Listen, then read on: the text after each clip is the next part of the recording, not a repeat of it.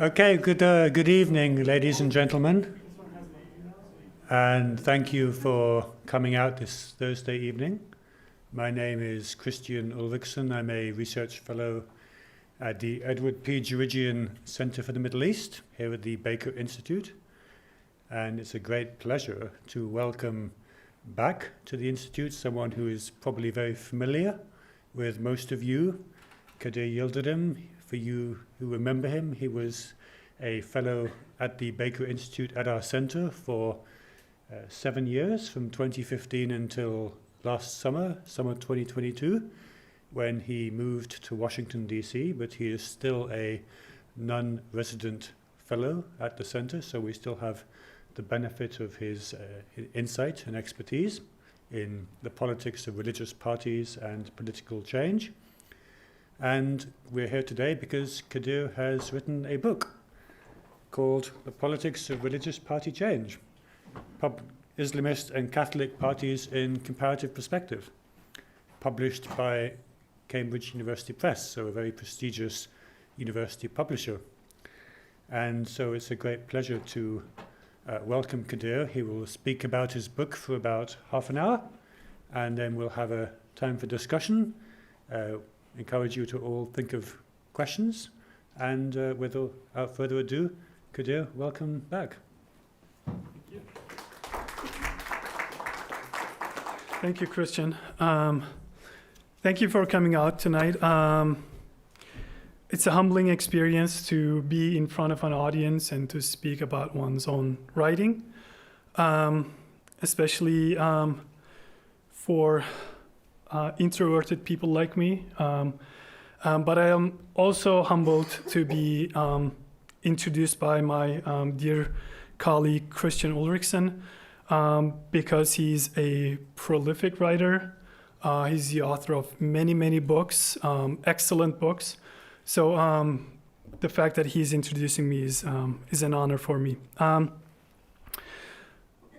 And thank you all for coming this evening. I'm going to do my best to give you an overview of the book, contextualize it in the first place, and then I can't go into too much detail because of time constraints, but I'm happy to answer as the general overview sparks your interest.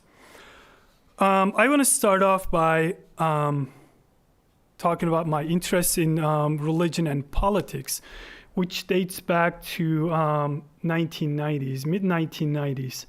I don't know how many of you would remember the specific events that unfolded in Turkey back then. I was a high school student and a college student in Turkey in those years. And an Islamist party that was formed in the aftermath of the 1980 coup in Turkey, military coup in Turkey, was gaining ground. They first won 2 major mayoral elections in Istanbul and Ankara. And that was shocking to a lot of people in Turkey, and especially the secular establishment in Turkey. And the reason for that is because up until that time, so that's about 70 years, give or take, the Republic, the Turkish Republic, was founded on the pillars of secular ideology. Secularism was the sine qua non of Turkish government, and Islamism was everything that the regime stood for, against everything that the regime stood for. So, and then 1995, they won the general elections, parliamentary elections, and they won the plurality and assumed governing power. And it was not just Turkey. A few years later, what we saw in Algeria was kind of similar to that, shocking shockwaves throughout the Middle East, but also the rest of the world. The FIS, the Islamist party there, won the first round of the elections, and likely were going to win the second rounds as well. But the second round never happened, and then Algeria gave into a civil war as a result of that.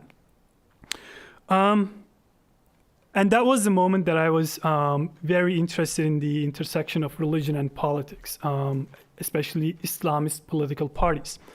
Islamist parties are really very interesting as an academic subject because, on the one hand, despite the hostility towards them among significant segments of their native populations and also the rest of the world, they are extremely popular. In almost every election they compete in, they tend to be either plurality winners or majority winners. One significant exception to that was what happened in Morocco last year, where the ruling party there, Party for Justice and Development, lost big time, less than 10% of the vote, only a few percentage points, I think. And that was the only exception. Secondly, so in addition to their popularity, they are ideologically conservative, and they stand against almost everything the secular governments across the region are standing for. So the fact that they're right there and able to assume power if they are given an opportunity makes a lot of things very difficult for them, for the countries, for the countries that they're in terms of democratization, other forms of political development, secular governance, for example. So in that sense, oftentimes the fear that people feel towards these Islamist parties have prevented them from taking certain kinds of actions or legitimize the anti-democratic and authoritarian actions by the governments, by the regimes in these countries.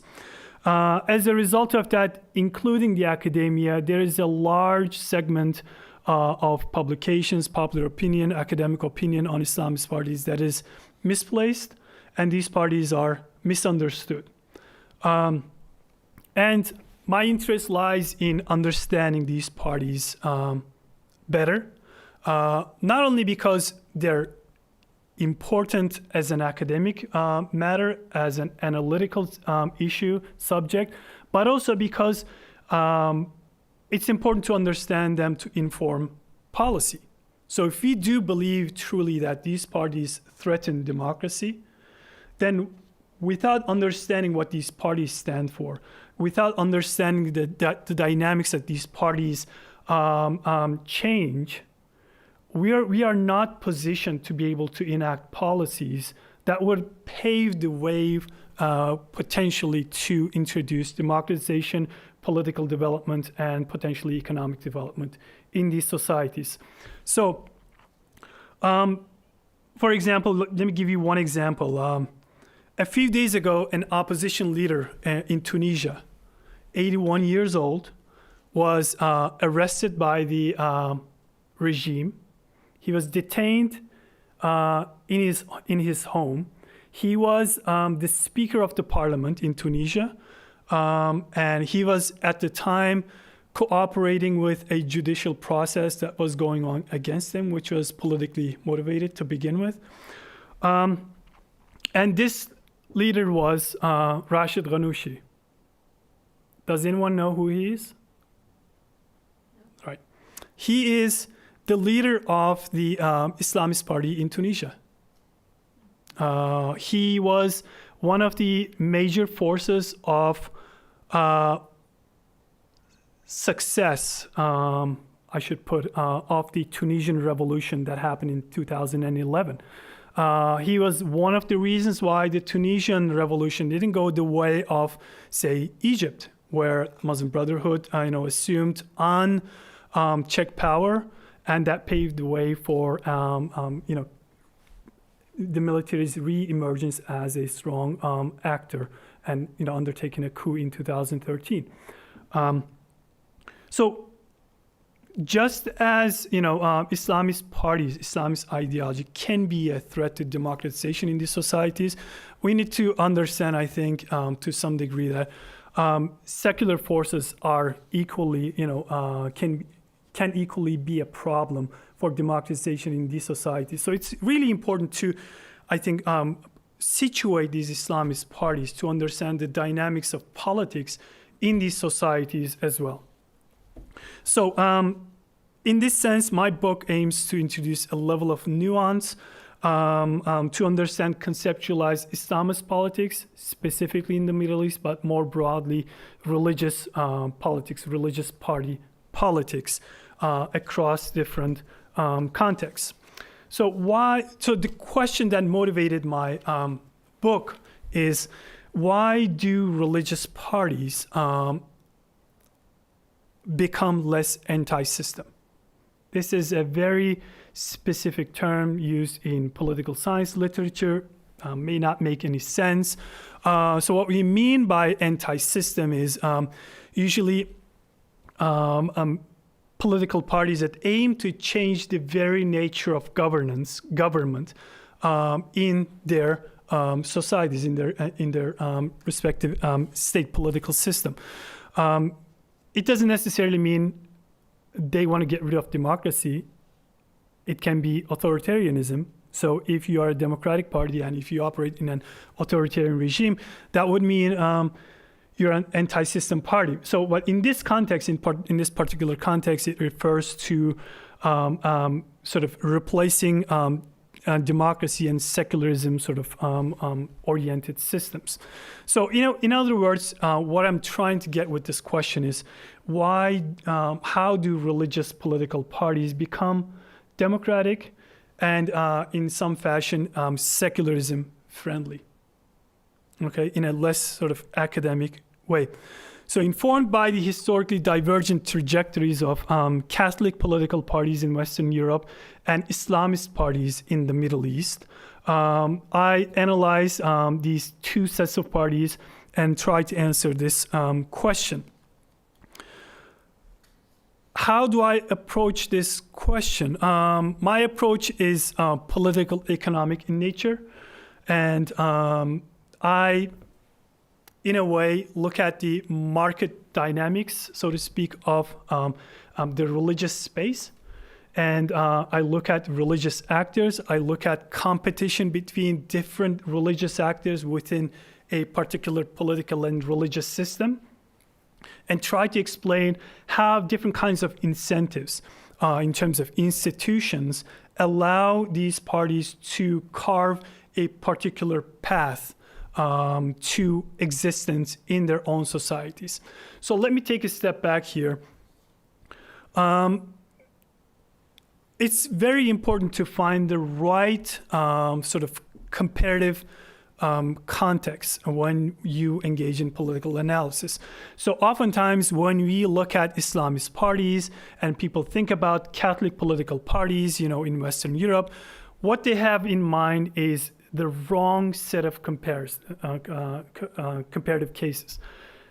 They look at contemporary cases of Catholic political parties, and they compare those to the contemporary set of Islamist political parties.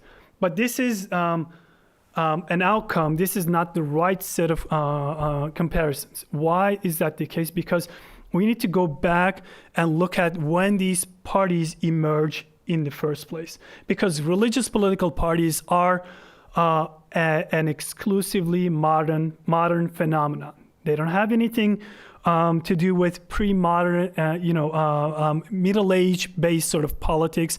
They are a response to forces of modernization. They are a response to forces of secularization as a result of modernization that comes in the 19th century, mid-19th century, in Western Europe in the first place, early to mid-19th century, and in the Middle East, late 19th to early 20th century.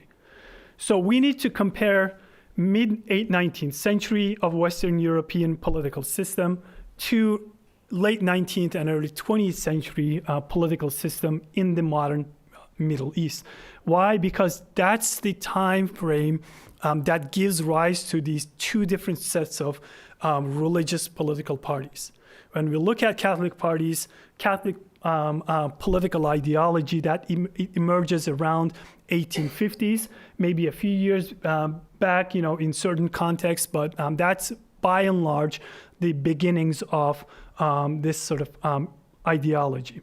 When we look at Islamist ideology, some people take it back to Muhammad Abduh in late 19th century, early 20th century, but oftentimes it's in the first couple of decades of the 20th century, especially with the formation of the Muslim Brotherhood in Egypt, which is seen as the sort of the mother of all Islamist political groups in the Middle East and also in certain cases beyond the Middle East.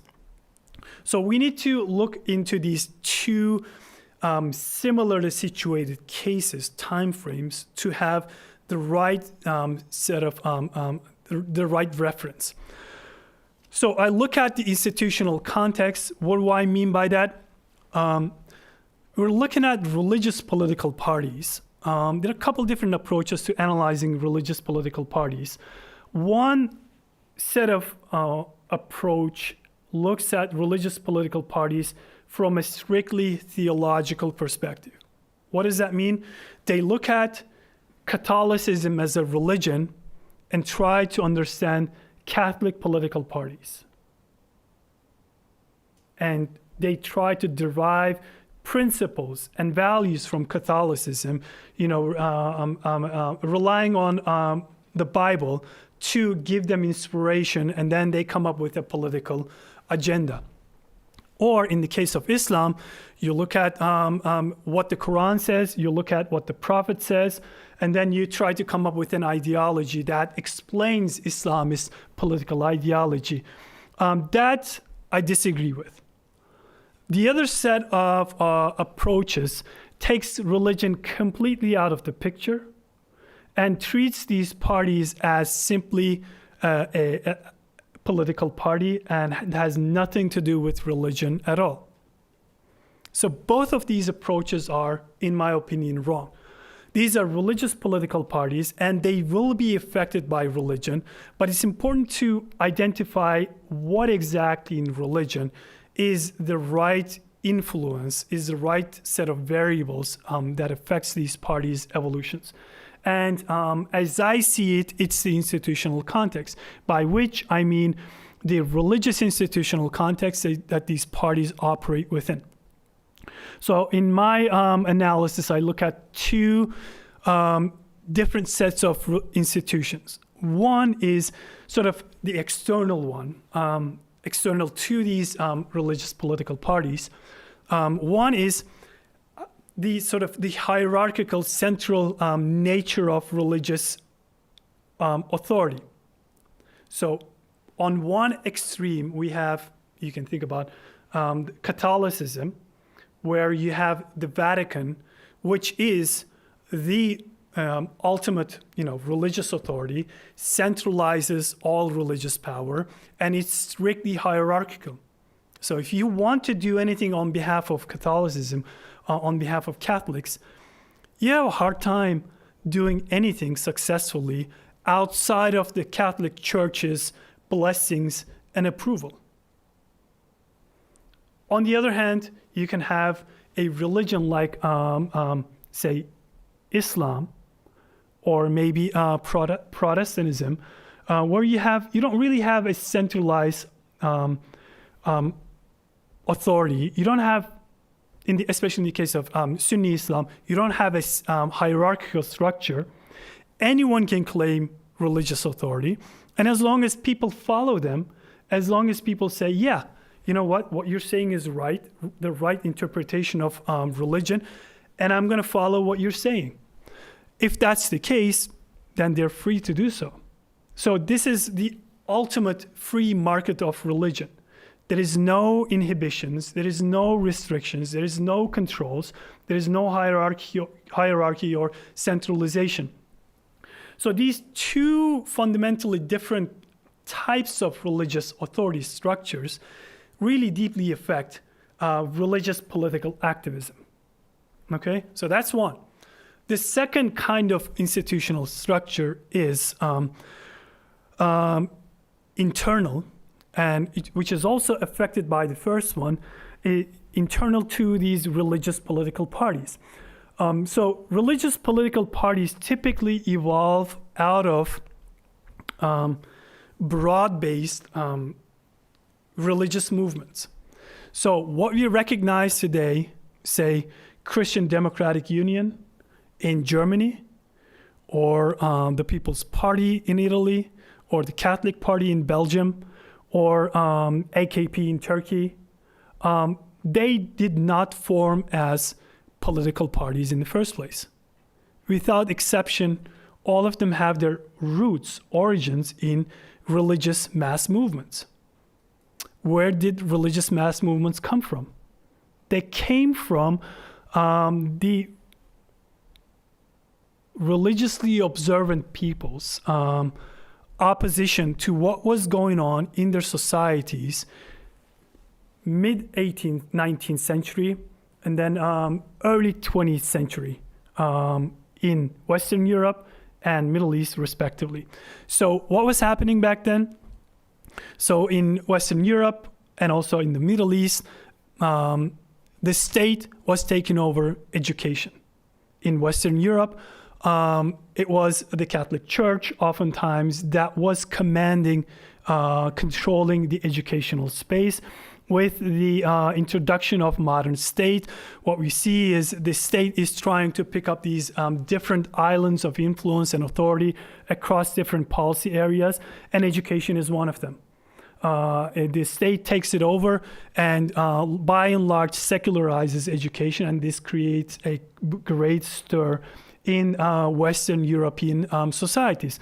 This is one area. There are a lot of different areas of life where secularization forced by the state is taking over policymaking and threatens the authority of the Catholic Church in Western societies and what they can and cannot do. And that has economic implications, that has political implications for the Catholic Church in those societies. And something similar was happening in the Middle East. The state was taking over different parts of policy areas, whether this was the judicial area, whether this was education to some degree, whether this was, in the case of Middle East in particular, the effects of colonialism that was happening. So these kinds of big major societal movements, transformations, were affecting religiously observant people, Catholics in Western Europe and Muslims in the Middle East. And what did they do? They felt the need to organize and push back. So the anti-clerical attacks in different countries in Western Europe, for example, is a result of that. And the Catholics pushed back, the church pushed back against that. And the religious mass movements have their origins in these sort of anti-clerical movements. They felt the need, the religiously observant people felt the need to organize and come back and hit against those seculars who are trying to undo religion's influence in their societies. And this happened in very similar ways. When you look at the emergence of the Muslim Brotherhood in Egypt in the 1920s, or the rise of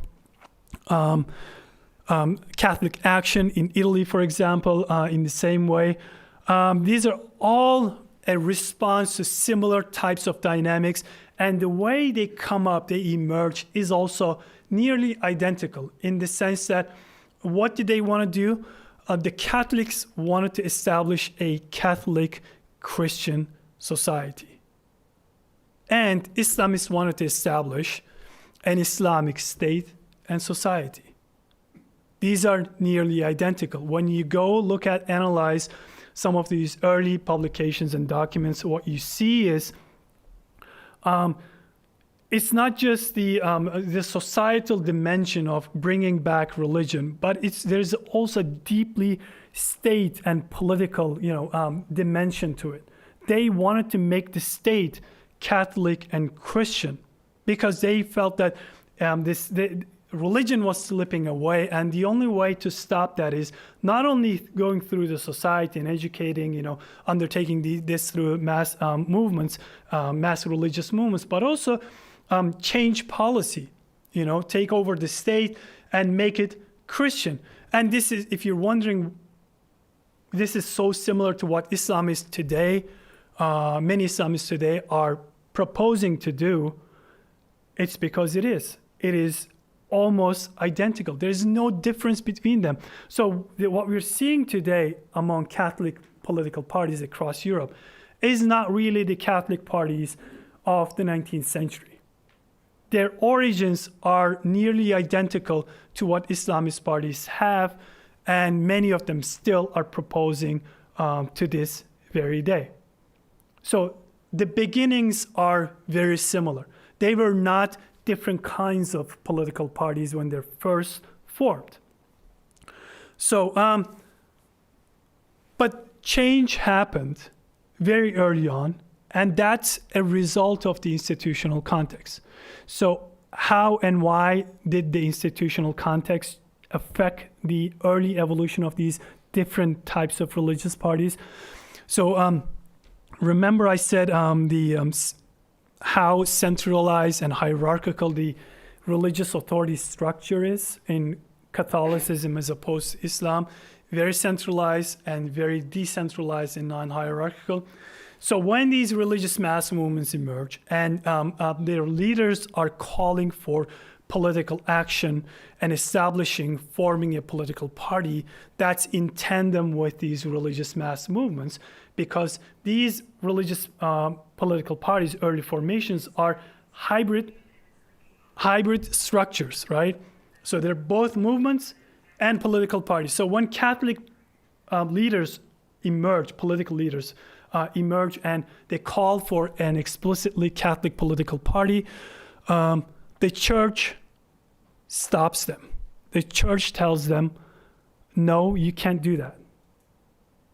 Then the reason for that is very simple. It's purely church's self-interest, because this is if the church allows these Catholic political leaders to go on and establish a Catholic political party, there's a good chance that this is going to be an independent venture that's going to be beyond the Catholic Church's control, and it's going to form a second form of religious authority that can challenge the Catholic Church.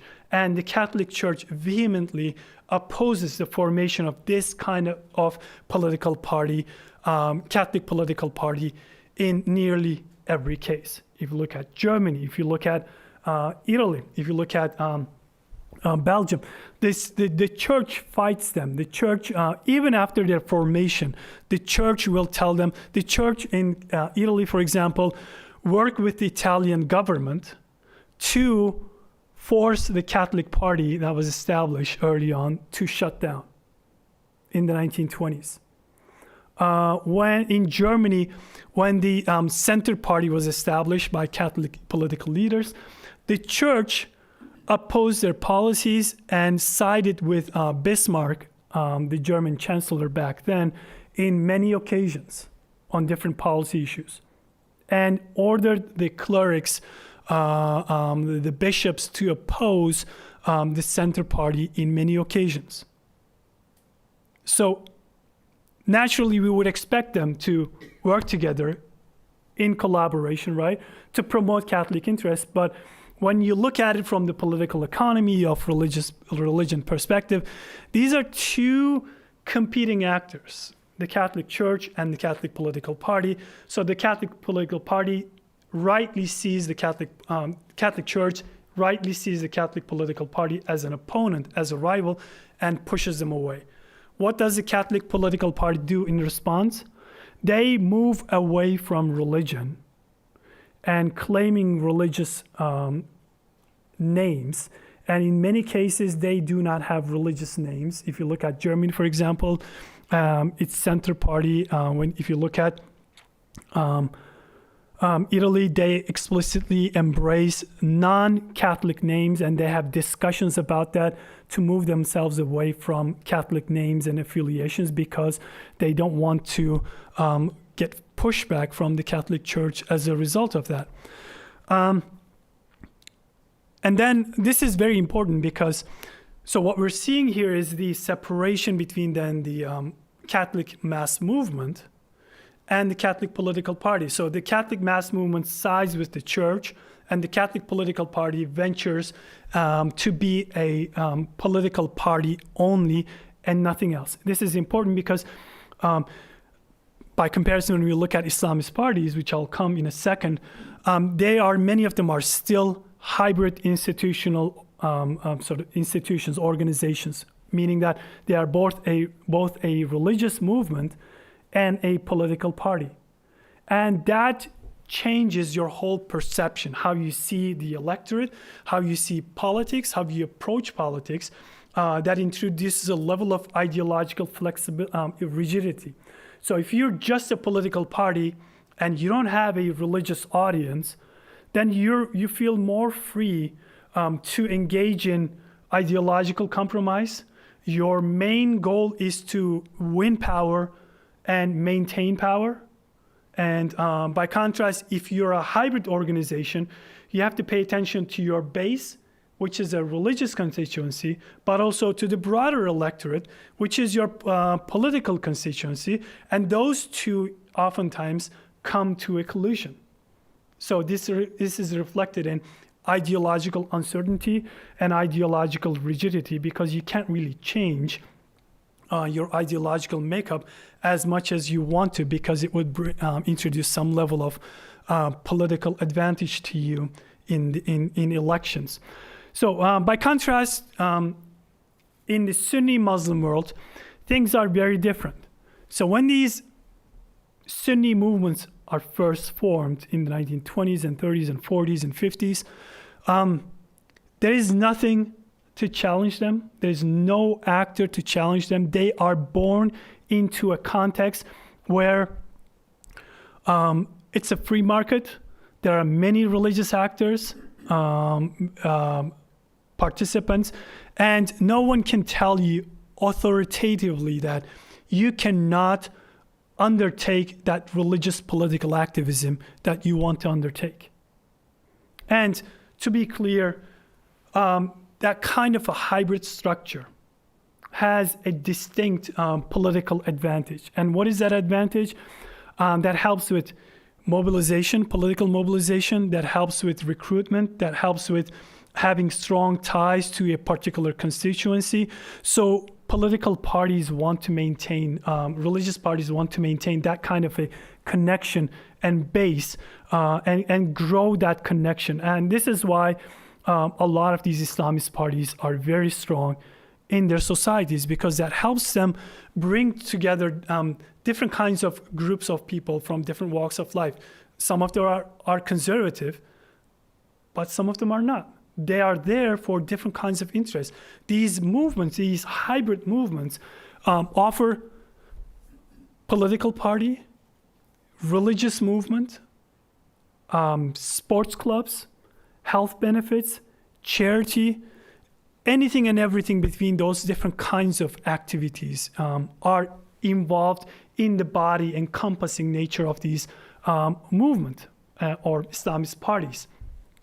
So as a result, when there is no opposition, when there is no incentive for you to change course, and when you see clear advantages to acting in a particular way, this is the way that you're going to take, and you're going to continue until you see some sort of pushback against what you're doing. And in many cases, that really doesn't come, at least not authoritatively.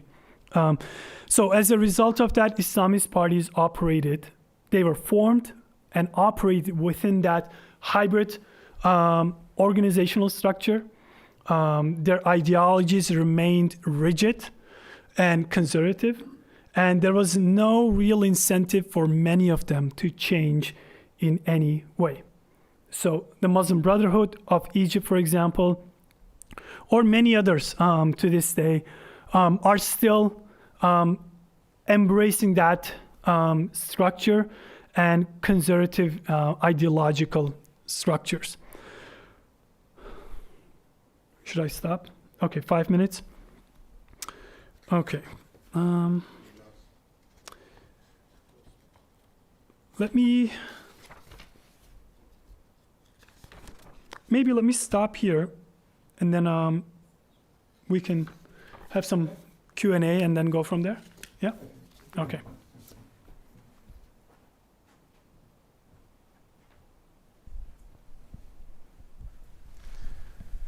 Well, thank you very much for that extremely illuminating discussion, and certainly the comparison between Catholic and Islamist political movements and parties is something that's very insightful.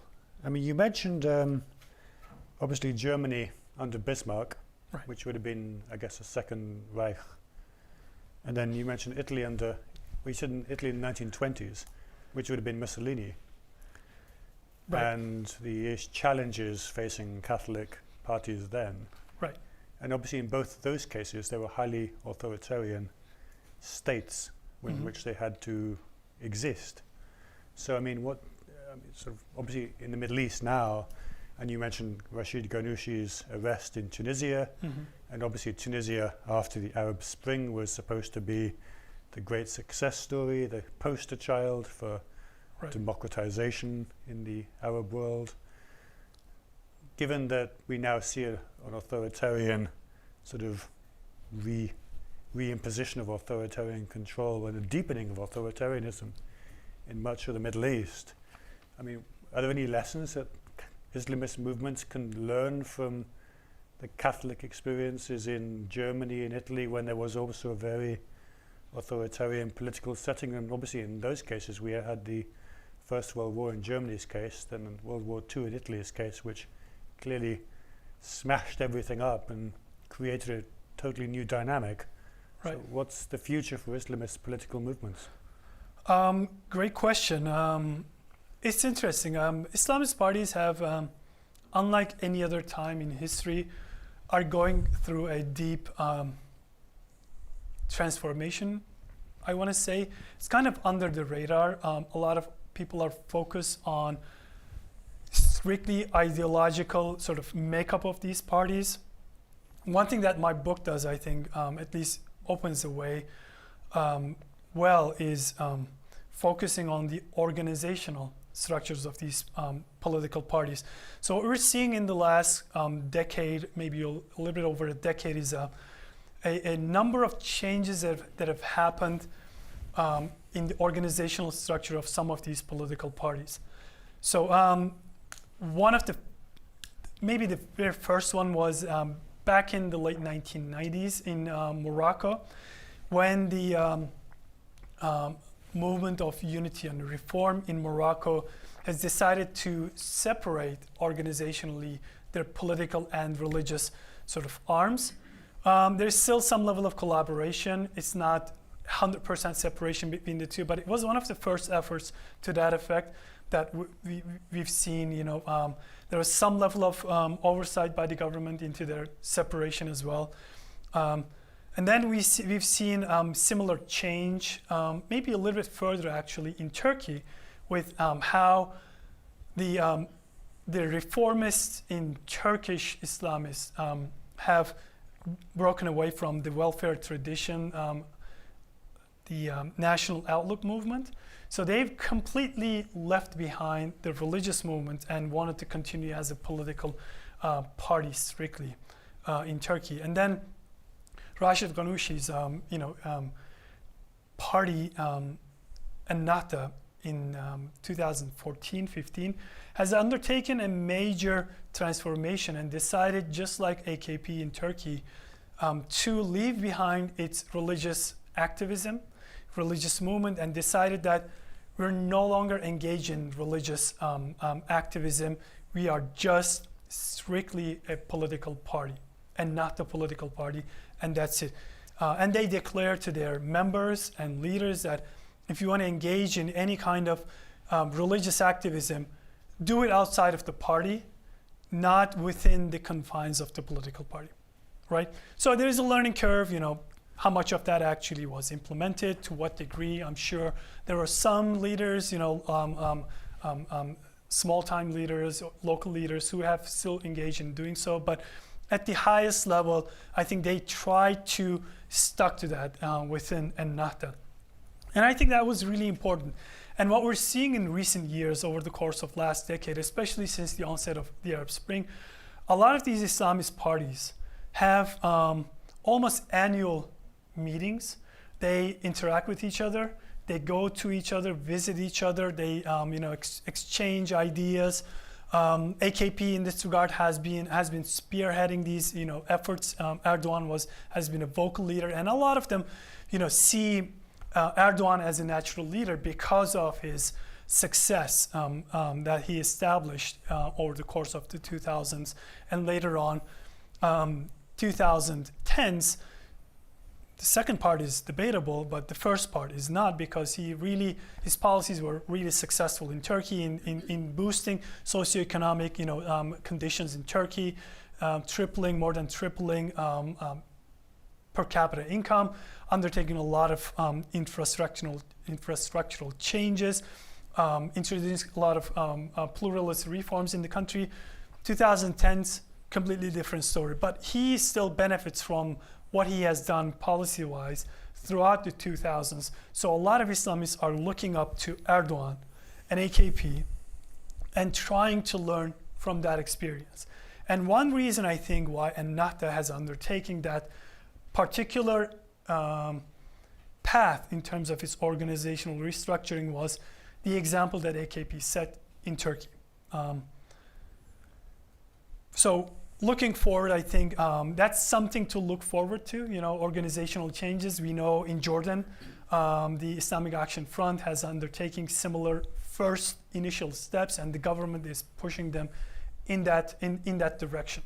And what do you think is the outlook for the Muslim Brotherhood? Obviously the lodestar of Islamist movements, and obviously in Egypt it's been absolutely targeted by the Sisi regime since 2013. So right. What does it leave them going forward? That's a good question. Muslim Brotherhood has always been a resilient organization, as you know. They faced constant waves of repression by different regimes and political leaders throughout history in Egypt, whether this was before independence or after, under Nasser and Sadat and Mubarak, and after Sisi. They faced many similar kinds of repressions, not all of them to the same extent, but some of them were absolutely to the same extent. Nasser's suppression crackdown was like out of this world for them, but they survived. There was some ideological change, but the core really didn't change. This sort of violent tinges of the movement were tempered and suppressed and weeded out, but the core conservative ideological outlook, the organizational structure remained, right? So my approach to that is really, unless there is a certain kind of native incentive for the Brotherhood to change rather than brute force on them, I think they will continue existing despite some internal conflicts. There may be some separation, spin-off groups. But as long as the societal dynamics are there, the Brotherhood is going to be there with similar ideology. And I mean, in contrast to the previous eras of suppression, as you say, it's been a wave or a series of waves of suppression. But in 2013, they had been in government for a year. So, I mean, what do you think went wrong, in a sense? Did they try and overreach? Did they maybe misunderstand the extent of military control of what we might call the deep state? Mm-hmm. What do you think happened in Egypt between 2012 and 2013? That's a great question. We only have half an hour. I have a twofold answer to that. It's really important because that's the time when I just finished my dissertation and I was struggling to turn my dissertation into a book. And that's a question I struggled because that was going against almost everything that I stated in my dissertation, an untimely development. Although I'm very happy for Egyptians that revolution took place and everything, but at a personal level, that was kind of an inconvenience for me. But I'm not going to complain about that. So, twofold answer. One is, I think, we need to understand the political economy of religious competition in Egypt at the time, right? So there's the Brotherhood, which is the major religious political actor. But oftentimes, we try to compare them to the secular actors towards the left, right? Towards the left of the Brotherhood. But there's a huge chunk of political actors to the right of the Brotherhood, which is ideologically more conservative. These are Salafi, fundamentalist groups that popped up after the revolution, and they were strong. They were 25 to 30% strong in terms of elections. They had a significant presence in the Constitutional Assembly where they drafted the Constitution. So the Brotherhood's competition was not the seculars. Their competition was the Salafis, the fundamentalists. So what does that mean? It's not a competition to moderate politically. It's a competition to beat each other to conservatism. So who is the more conservative actor? Who can win over? So if you look at, which came up, the median voter theorem in American politics. So what the Brotherhood was trying to do was move to the right ideologically and capture a greater share of the conservative voters instead of moving to the left, to the center, and leaving a good chunk of the conservative voters to the Salafis, to the fundamentalists. So they were trying to outdo each other in conservatism. So as a result of that, you don't see any kind of self-control on the part of the Brotherhood when it came to drafting the Constitution, when it came to trying to understand, getting a grasp of what the lay of the land was in terms of the political situation in the country, and maybe lending an ear to the demands of the secular or centrist voters in the country, the constituency. So that's the first explanation. So they were completely out of their element. The political economy of competition really pushed them in a direction that they were not able to control, I think. They were not aware of what was happening. And secondly, I think they miscalculated the power that they had in the country. They believed in the self-control of the military in the country, which is a military that controlled back then 30-40% of the economy, which was a major actor in every part of the state and society. And they willingly bought into the goodwill of the military and thought that they were not a strong political actor at the time. So they had a free hand to do whatever they wanted to as a political actor. I'm not going to suggest that they were trying to implement a Sharia state or an Islamic state. That's a totally separate question, but it's just as a political actor, they were not aware of their political context. Right, well, I'm happy to open it up to the floor for questions. Please. Yes, thank you for your presentation. For the case of Turkey, it seems ironic in this 100th year of the Turkish Republic that we've had 2 decades where Ataturkism is not rejected, but it's kind of shuffled off to the side. And you mentioned in the mid-90s, really that's when the Islamists made a lot of headway. Was that a reaction to Demirel and a leftward tilt before that after the Özal years of the 1980s, or they just happened to be there as the alternative, and then you described they've evolved over time? Thank you. Great question. So 2 things.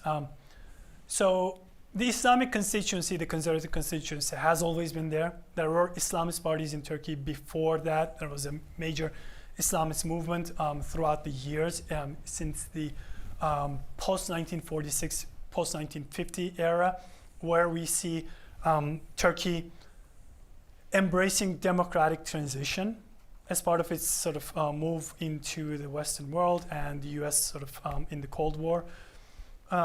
So it was always there. It was not major, but one thing that really facilitated and opened up the floodgates, so to speak, in Turkey was the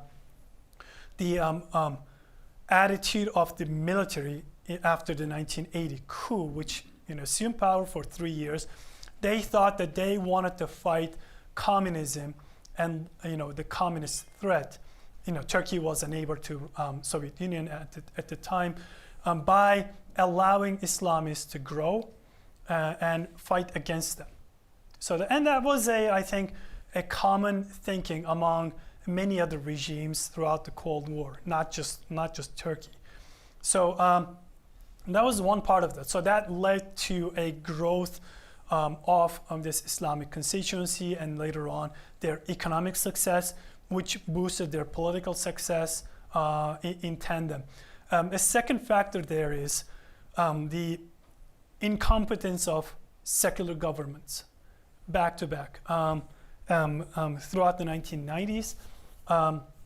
High inflation rates, in some cases economic collapse, in some cases the utter failure to govern, to rule cities like Istanbul, for example, which was plagued by lack of drinkable water, a pervasive trash problem, traffic problem. And who solved those problems? Islamists did. Erdogan was the mayor in Istanbul. That's how he started his major nationwide political sort of career. And that's how he jumped into leadership of the Islamist movement in the country. He was successful, and that makes a big difference. People want to see that, and this is not a unique phenomenon to Turkey. This is again and again how Islamists are gaining constituency and success when political competition opens up to them, because secular parties, secular governments have failed over and over again. They failed to deliver economically. They failed to deliver in terms of modernization and economic and social development. And if they fail, Islamists are there. Their discourse is critical of secular regimes and ideologies. And frankly, their criticism makes sense. It's easy to buy into it. Are their solutions better? Not really. But when your criticism is so potent, people buy into it. They don't really criticize, they don't really critically analyze your solutions. You're really observing what they're experiencing, and you're trying to promote something new, and that's what Islamists do. Yeah. Do you have a question at the front? Did you have one? Yeah, well, I've got a bunch of questions, but I'll just give you a bit. Project yourself 10 years into the future. Will secularism grow in the greater Middle East as it has for the last 20, 30 years in Europe, or will it decline? Secularism at the societal level or at the governmental level? I would say at the society level. And maybe building on that, secularism perhaps in a European context would mean not being religious, but in a Middle Eastern context, does that just mean not having religion being part of political life, or how would is it a different form of? Right. So people have two different attitudes towards secularism. One is at the governmental level. I think they're more at peace with that idea. They're not necessarily opposed to secular governance, especially in a way that can be construed in sort of American secularism, as opposed to, say, French type of secularism, which is hostile towards religion. In the American case, that's not really the case. It's more sort of laissez-faire. You don't, anyone can do anything that they want, but policy cannot be religiously based. At the individual level, that's more of a problem because that has connotations of being, atheist, detached from religion, and people really don't want to get into that. When we look at public opinion surveys throughout the Middle East or the rest of the Muslim world, we see that a good chunk of the people, 60, 70, 80, 90% of the people in every society define themselves as religious or religion as being very important in their lives. That's high. Pew Research study. Pew is one of them. Religion. Any other research? 30% US. We've conducted, at the Baker Institute, we've conducted similar public opinion surveys, and we found similar figures. So we had some Middle Eastern surveyors in here give a presentation about a year ago, maybe it's a year and a half ago. But after the session, I went up and talked to them and asked them, what's it like to survey questions like these in the Middle East? And they say, it's damn near impossible. You can't get people off by this eye. You can't ask, say, a 20-year-old woman, what's her anticipated belief in children or religion or anything else, without her parents being right on top of her. Who's the most important man in the neighborhood? Well, it's the I can't think of the name right now, the leader. Imam. Mullah, well, no, that's not the word we're looking for, but so it's they're constrained in their responses there, but that would be remarkably wildly different than the West. I don't see it that way. The religion constraining them, yes, but at the individual level, I think they have a lot of freedom to be able to answer questions, as long as they know that the regime is not going to persecute them in any way for taking part in these surveys. But going back to your original question, so I don't see any time in the near future that religion is going to sort of regress in terms of significance. People are going to identify themselves as more secular than they are right now. The way that they will express their religiosity might change forms, but when you ask them, religion will be still very significant in 10 years' time. I don't see any major dynamic going in that direction. People, we're talking about technology, social media. Well, people find their inspiration in social media, satellite TV. People will sit down and watch satellite TV preachers or follow preachers on social media, on Twitter, for their favorite, religious content. So people are adapting to changing conditions, if that makes sense. Pervez Hoodboy, you know what I'm talking about there? Pervez Hoodboy, scientist, Nobel Prize winner from Pakistan, the only Nobel Prize winner in physics for a long time, says that they are preventing the teaching of rational physics in Pakistan. Well, maybe And we he can sort of puts out continue this after the event, but I Government think you had a question too. Yeah, my question really is a quick one. Are there any Islamic political parties in the Middle East that are not repressive and that don't persecute people that don't agree with their religious beliefs? If so, which ones are like that? And which ones are actually democratic? Because it seems to me that when the Islamic parties get in, they're as anti-democratic as most autocratic non-religious parties. But perhaps you can give me an example of some Islamic parties that don't persecute non-Islams and are very democratic. I'd say, I'd start with Ennahda in Tunisia, whose leader was just arrested in his home. It's not very democratic if they arrested the leader. well, yes, but it wasn't the Islamists who arrested him. It was, they were the Islamists. I want an example of an Islamic political party, a group, that isn't anti-democratic. That's what I'm saying, Ennahda was not. So they've had, they took part in the government in the post-revolutionary period a number of times. They could have taken a much larger role. They willingly decided not to to ensure the democratic entrenchment in the society, and yet they were essentially on the verge of being shut down by the secular government in Tunisia. So that's one example. I agree with you. A lot of secular governments are very anti-democratic, and very autocratic. But I'd like to go further to the east. If you look at Indonesia and Malaysia, which were relatively secular, now they've become Islamic. I mean, it's a disaster to go there and to work. And then you've got the Philippines. Now, is that a Catholic operated government? I mean, would you say the Philippines was Catholic and Indonesia is Islamic? Is that very similar? Indonesia is a little bit different. There's a lot of syncretic sort of believers in Indonesia. I mean, they're Muslims, some of them in name. A lot of them don't even ascribe to Islam. Indonesia is quite different from the Middle East in terms of the social dynamics. It's becoming the same. Believe me. Some segments of Indonesia, I'm sure. I don't doubt you. In hotels now, the bell, you have to wake up in the middle of the night. It was never like that, And For what? the bars are being closed. You can't get drinks. It's Indonesia's getting very different.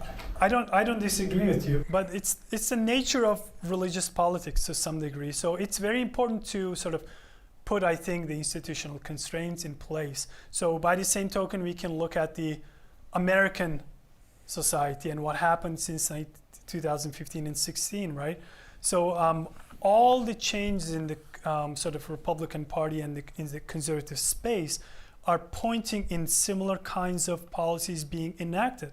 Yet, we regard the US as sort of this standard bearer of democracy around the world, right? So it's not unique to the sort of Islamist or Muslim majority context, but it can happen anywhere.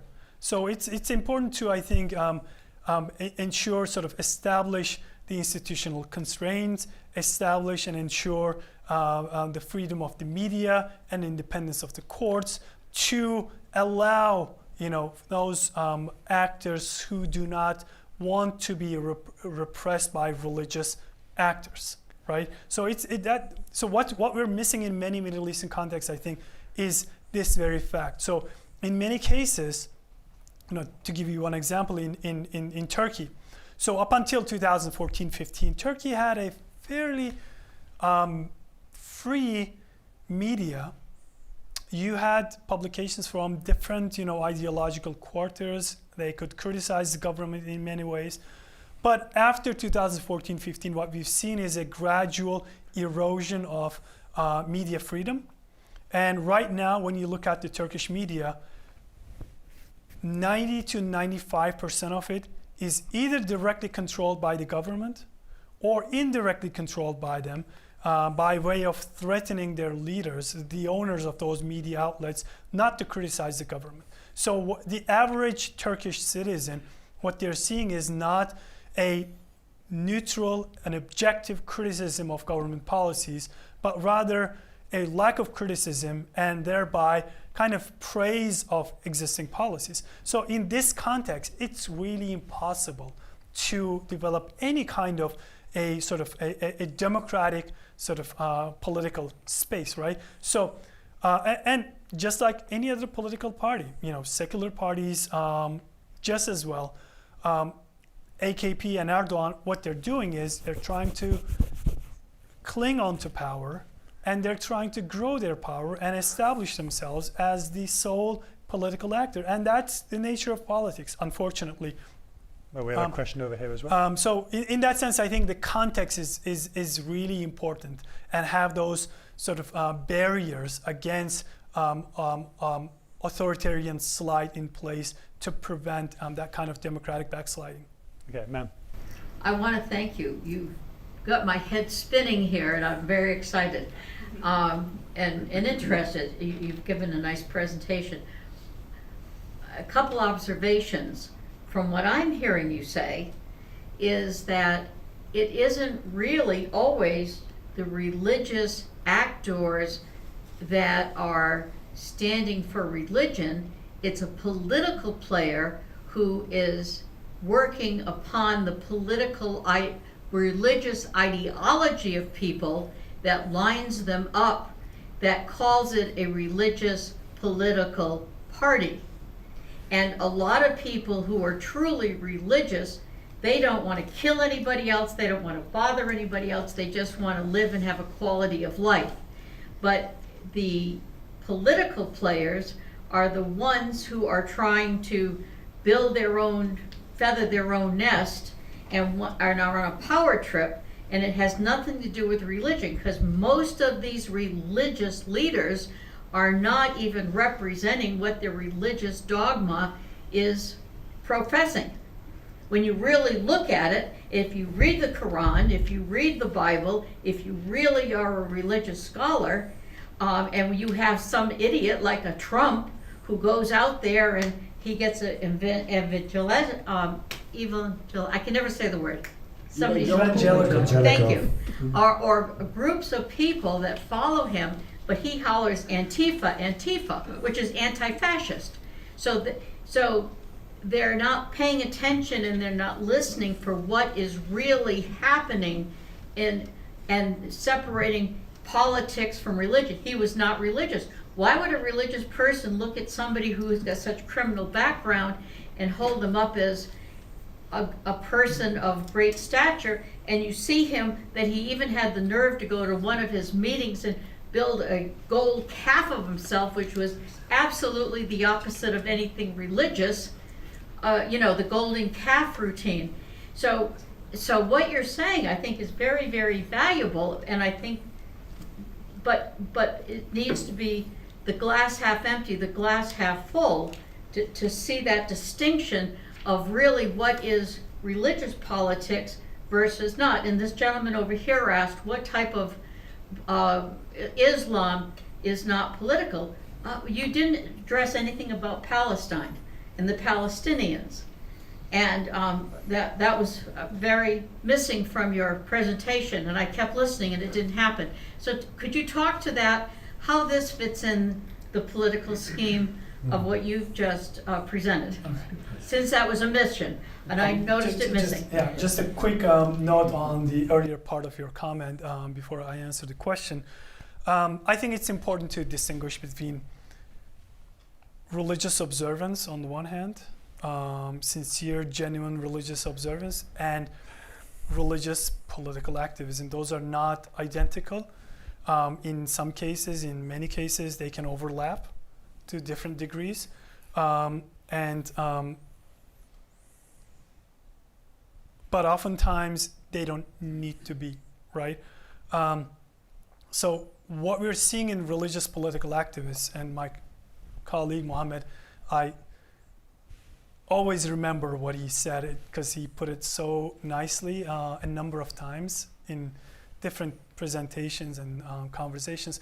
So religious political actors are trading in religion. They're political entrepreneurs. So they are not people who go to religion, they go look at the Quran and try to implement it fully onto the society. Correct me if I'm wrong. But instead, they already have political ideas. They go to Quran or Bible and selectively pick from religion and try to fit those together and promote their political agendas. I don't know if that's accurate, so I got the thumbs up. So it's a really important distinction, right? So that's why we need to see religious political actors, whether these are Catholics or Islamists, in the same way. So they trade in religion, they're religious entrepreneurs. So they're really good at it. They're really masters in terms of finding what's lacking, where there's a gap what does the market demand? What does the market demand? And they're experts in providing that politically, right? So that's the first sort of, that was a good distinction. In terms of Palestine, that's not really my expertise, but insofar as I can say about religion and politics, religious political activism there, it's no different from any other society. So Hamas, for example, or other religious actors, religious activism, religious political ideologies really fit into their nationalist views, nationalist struggles against Israel for independence there.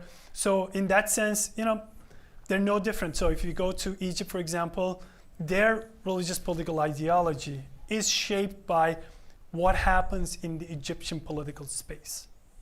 If you go to Ennahda in Morocco, in Tunisia, same way. If you go to AKP or if you go to PJD, it is shaped by what is happening, what's the most important demand, societal demand, political demand in those societies.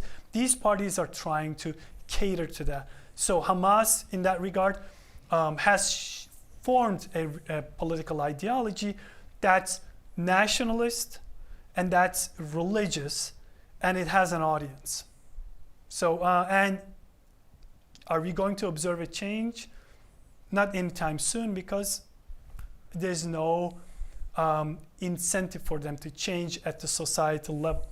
And at the political level, unless there is a change in actors, I don't see them, undertaking any kind of transformation and change within their political space. Any final questions? Okay, well, last one. Yeah. 2 more minutes. Erdogan became very popular, as you stated in Turkey. He still is. Still is.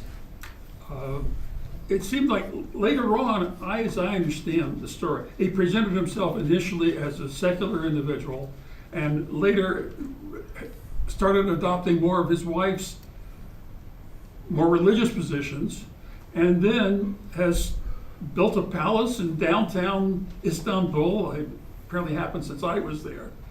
But is he building a reaction, an anti-government or anti-religious reaction? So let me correct one thing. I don't think what Erdogan is experiencing is because of his wife's ideas or religious convictions. I don't think that's the case. But there's a change, and the change has less to do with religion, but more to do with the political realities in place. Yes, Erdogan has embraced a more sort of a stronger religious sort of discourse, but when you look at the gist of it, we don't see a lot of substance to it in terms of actual policy making. What we're seeing, however, is since the late 2010s and early 2000s, late 2000s and early 2010s, Erdogan has centralized power, first within the party, then within the state, and then after 2015-2016 coup attempt, he essentially eliminated any kind of opposition that could stand against him within the state and society. So right now, he has centralized all power within the country, whether this is media, political, state, the economy, and the society. And this is really important. Like, there is nothing else. There is no center of power that can oppose Erdogan's control right now. And this is why these upcoming elections are vital. Religious is also very important. Yes, absolutely. He's controlled religious space after 2015 and 16. But this is all about political power. That's right. And this is not coming from a desire to establish a Sharia state, an Islamic state in the country. If that was his desire, he should have taken action so far, by far, until now, but we're just not seeing it. Just a few, changes here and there on the margins, but that's not really big change, in the society, in no way a major transformation. So his main goal is maintaining power and staying in control in the country. And this is ultimately a political sort of, impetus for him. He doesn't, that's where I think I sort of diverge from a lot of observers, especially secular ones. in the country and outside of the country, in that they see this as a religious transformation, religious and Islamist takeover. I don't see it as centralization of power and one person, one man rule, and that's really it. You know, he doesn't even take advice from his ideological comrade, so to speak. He eliminated them. You know, he doesn't share power with them. Well, on that happy note, we're obviously coming up to the elections in Turkey in May. Right. And I know that the Baker Institute, the Center for the Middle East, and Director Ambassador Satterfield will be having, I think, at least one, possibly two events at some point to talk about those results, what they might be, whatever the outcome may be. So please keep tuned for future events and also for writing. I think hopefully you'll write something. I hope so. I hope to. When we know what happens. And in the meantime, thank you very much for sharing. Thank you. And thank you all for coming.